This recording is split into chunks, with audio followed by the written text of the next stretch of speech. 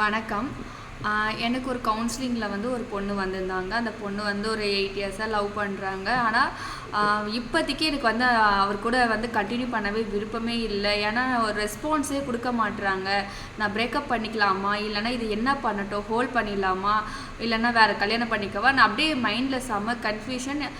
ஏன்னா அவங்க ரொம்ப எக்ஸ்பெக்ட் பண்ணுறது என்னென்னா, அந்த பையன் எங்கே போகணும், நீ போகாமல் இரு, ஆனால் போகிற ஒரு விஷயத்த என்கிட்ட சொல்லிட்டு போகலாம்ல அப்படின்னு ரொம்ப எக்ஸ்பெக்டேஷன் பண்ணுறாங்க. ஸோ அந்த எக்ஸ்பெக்டேஷன் பண்ணும்போது இந்த பையன் வந்து என்ன சுச்சுவேஷனோ நம்மளால் எதுவுமே சொல்ல முடியாது.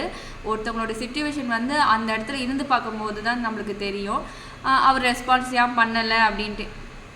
ஸோ நிறைய விஷயம் முன்னாடிலாம் சொன்னது இப்போ எதுவுமே என்கிட்ட சொல்ல மாட்டுறாங்க. இல்லைனா அந்த பொண்ணுக்கு அவங்களுக்கு அஃபையர் ஏதாவது வந்துடுச்சா, இந்த மாதிரிலாம் திங்கிங் வர ஆரம்பிச்சிருச்சு. மோஸ்ட்லி நெகட்டிவாக ஒருத்தவங்க நம்ம மேலே ஒரு கான்சன்ட்ரேட் பண்ணலை அப்படிங்கும்போது இவங்களுக்கு என்ன தோணிடுது, நெகட்டிவாக இவங்க ஏதாவது பேடாக இருக்குமா, இல்லை வேறு ஏதாவது கூட எஃபையர் ஆகிட்டாங்களா, ஏன் என்னை பிடிக்க மாட்டேது, ஏன் என்ன ரெஸ்பான்ஸ் பண்ண மாட்டேறாங்கன்னு அது அவங்களுக்குள்ளேயே அதை டிப்ரெஷன் கொண்டு போகிறாங்க. ஸோ நான் என்ன சொல்ல வரேன், நம்ம வந்து எந்த ஒரு விஷயத்தையும் எக்ஸ்பெக்டேஷனே பண்ணவே முடியாதுங்க. இன்றைக்கி பேசினவங்க ஏன் நாளைக்கு ஏன் பேசலை அப்படின்னு நம்ம கேட்க முடியாது. அவங்கவுங்க மனிதனோட மனம் அப்படி தான். நம்மளே எடுத்துக்கோங்க, ஒரு நாள் இப்படி இருந்தால் அடுத்த நாள் ஏன் இப்படி இல்லைன்னு நம்ம சொல்லவே முடியாது. நம்மளுக்கே மனம் மாறிக்கிட்டே இருக்கும்.